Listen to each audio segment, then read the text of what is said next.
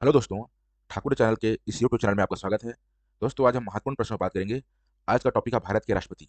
दोस्तों, प्रश्न संख्या 1 की ओर बढ़ते हैं। निम्न कथनों पर विचार कीजिए। पहला कथन है, भारत के संविधान में यह प्रावधान है कि भारत का उपराष्ट्रपति राज्यसभा का पदेन सभापति होगा। कथन 2 है, भारत के संविधान में उपराष्ट्रपति के वेतन भत्ते आदि के बारे में स्पष्ट उल्लेख नहीं किया गया है। उपरोक्त कथनों में से कौन सा कथन सत्य है? ऑप्शन ए केवल एक, ऑप्शन दो केवल दो, ऑप्शन सी है दोनों एक एवं दो, डी है ना ही एक ना ही दो। दोस्तों, बताना चाहूंगा कथन एक पे देखिए।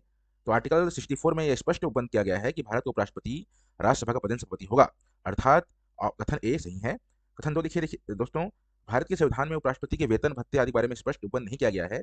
ये भी आपका कथन बिल्कुल सही है। इसलिए दोस्तों, आप ऑप्शन नंबर सी, एक और दो सही होगा। दोस्तों दोस्तों हम प्रश्न संख्या 2 की ओर बढ़ते हैं।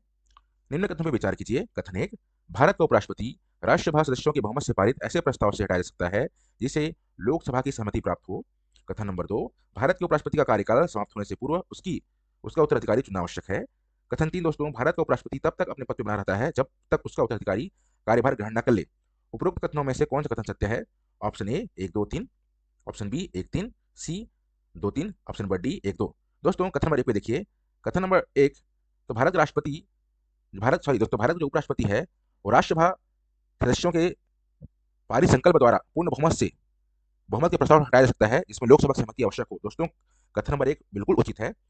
और कथन नंबर 2 दोस्तों, भारत के उपराष्ट्रपति का कार्यकाल समाप्त होने से पूर्व उसके उत्तराधिकारी चुनना आवश्यक है। यह भी कथन सही है। कथन 3, भारत का उपराष्ट्रपति तब तक अपने पद पर बना रहता है जब तक उसका उत्तराधिकारी कार्यभार ग्रहण न कर ले। ये 3 भी सही है दोस्तों। इसलिए दोस्तों, इस क्वेश्चन का आंसर होगा ऑप्शन नंबर ए 1 2 और 3। दोस्तों, हम प्रश्न संख्या 3 की ओर बढ़ेंगे। उपराष्ट्रपति का चुनाव एक निर्वाचक मंडल द्वारा किया जाता है जिसमें निम्न में से कौन से शामिल होते हैं? ऑप्शन ए है संसद के दोनों सदनों के सदस्य, बी है संसद के दोनों सदनों एवं राज्य विधानसभा के निर्वाचित सदस्य, सी है संसद के दोनों सदनों के निर्वाचित सदस्य। दोस्तों, ऑप्शन नंबर डी है संसद के दोनों सदनों एवं राज्य विधानसभा के सदस्य। दोस्तों, मैं बताना चाहूंगा कि जो उपराष्ट्रपति का चुनाव होता है, अर्थात जो उपराष्ट्रपति के चुनाव में भाग लेते हैं, वो निर्वाचक मंडल में संसद के दोनों सदनों के सदस्य होते हैं, इसमें निर्वाचित भी होते हैं और मनोनीत भी होते हैं। इसलिए दोस्तों, ऑप्शन नंबर ए करेक्ट होगा। दोस्तों, हम प्रश्न संख्या 4 की ओर बढ़ते हैं। दोस्तों ये जो प्रश्न है ये कथन और कारण पर आधारित है। कथन है, उपराष्ट्रपति बनने वाले व्यक्ति में राज्यसभा का सदस्य बनने की योग्यता होनी चाहिए। कारण है आर, उपराष्ट्रपति राज्यसभा के सभापति के रूप में कार्य करता है। पुट है ऑप्शन ए तथा आर दोनों सत्य है। आर ए की सही व्याख्या है। बी, ए तथा आर दोनों सत्य है लेकिन आर एक सही व्याख्या नहीं है। सी, ए सत्य है लेकिन आर असत्य है। डी, ए असत्य है लेकिन आर सत्य है। दोस्तों, मैं बताना चाहूंगा, हम कथन ए पे बात करेंगे। मैं बताना चाहूंगा दोस्तों कि उपराष्ट्रपति बनने के लिए क्या क्या योग्यता होनी चाहिए। पहली योग्यता होनी चाहिए कि वह भारत का नागरिक हो। दूसरा, वह अपनी आयु 35 वर्ष पूर्ण कर चुका हो। तीसरा है कि उसे राज्यसभा का सदस्य बनने की योग्यता होनी चाहिए। चौथा है कि वो लाभ के पद पे ना हो। तो दोस्तों, कथन स्पष्ट है कि किसी भी वही व्यक्ति उपराष्ट्रपति बन पाएगा जिसमें राज्यसभा सदस्य बनने की योग्यता हो। कारण कारण ये दिया है कि उपराष्ट्रपति राज्यसभा के सभापति के रूप में कार्य करता है। बिल्कुल सही दोस्तों, अगर वो सदस्य है तो सभापति के रूप में भी कार्य कर सकता है। इसलिए ए और आर अर्थात कथन और कारण दोनों सत्य है दोस्तों, और ए आर ए की सही व्याख्या करता है, इसलिए इसका ऑप्शन सही है दोस्तों। दोस्तों, हम प्रश्न संख्या 5 की ओर बढ़ते हैं। भारत के उपराष्ट्रपति को उसके पद से किस प्रकार हटाया जा सकता है? ऑप्शन ए महाभियोग द्वारा, ऑप्शन बी लोकसभा एवं राज्यसभा दोनों से 2/3 बहुमत से पारित प्रस्ताव द्वारा, सी संसद के संयुक्त अधिवेशन में 2/3 बहुमत से पारित प्रस्ताव द्वारा, डी राज्यसभा द्वारा साधारण बहुमत से पारित ऐसे प्रस्ताव जिस पर लोकसभा भी सहमत हो। दोस्तों, हम पहले ही बात कर चुके हैं, अगर भारत के राष्ट्रपति को पद से हटाना है तो राज्यसभा में संकल्प पारित कर पूर्ण बहुमत से प्रस्ताव पास होगा, इसमें लोकसभा की सहमति आवश्यक है। इसलिए दोस्तों, ऑप्शन नंबर डी स्पष्ट दिखाई दे रहा होगा कि ऑप्शन नंबर डी सही है दोस्तों। दोस्तों, हम प्रश्न संख्या 6 की ओर बढ़ते हैं। निम्न कथनों में से कौन सा कथन असत्य है? दोस्तों देखिए, यहाँ पे असत्य की बात की है। ऑप्शन नंबर ए, भारत के उपराष्ट्रपति का कार्यकाल 5 वर्ष होता है। बी, भारत का उपराष्ट्रपति दोबारा चुना जा सकता है। ऑप्शन नंबर सी, भारत का उपराष्ट्रपति राष्ट्रपति के रूप में अधिकतम 9 माह तक कार्य कर सकता है। डी है, उपराष्ट्रपति के चुनाव से संबंधित सभी विवाद सर्वोच्च न्यायालय द्वारा सुलझाए जाते हैं।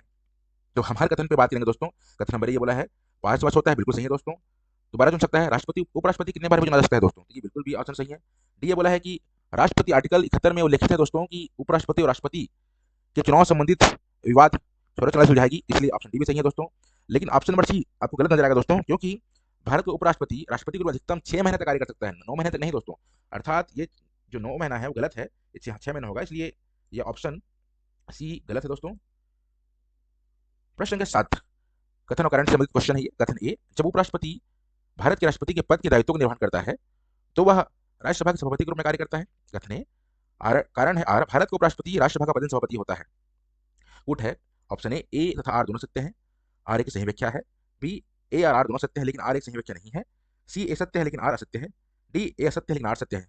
दोस्तों मैं बताना चाहूँ कथन कि जब भारत का उपराष्ट्रपति राष्ट्रपति के दायित्वों का निर्वहन करता है तो वह राज्य के सभापति के रूप में कार्य नहीं करता दोस्तों, इसलिए कथन ए गलत है। परंतु भारत का उपराष्ट्रपति राष्ट्रपति पदेन सभापति होता है, हमने बात किया है कि आर्टिकल 64 में उल्लेखित है, इसलिए कारण तो सही है, अर्थात आपका कथन ए असत्य है और आर सत्य है। इसलिए दोस्तों ऑप्शन डी उचित आंसर होगा इसका। दोस्तों हम प्रश्न संख्या 8 की ओर बढ़ेंगे। भारत का उपराष्ट्रपति किसी भी समय अपने पद से त्यागपत्र दे सकता है। अपना त्यागपत्र वह निम्न में से किसे संबोधित करके देता है। ऑप्शन है राज्यसभा का सभापति, उपसभापति। बी है सर्वोच्च न्यायालय का मुख्य न्यायाधीश। सी है राष्ट्रपति। डी है लोकसभा अध्यक्ष।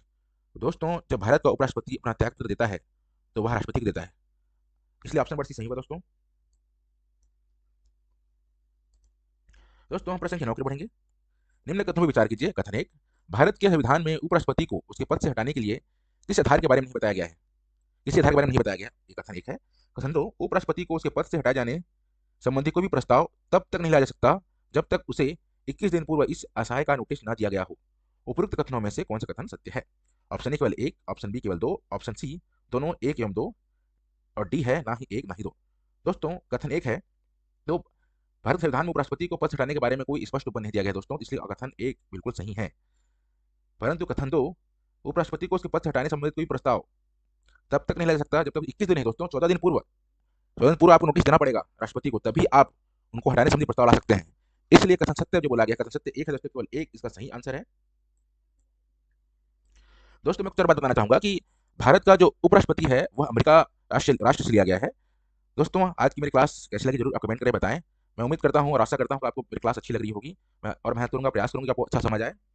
दोस्तों धन्यवाद।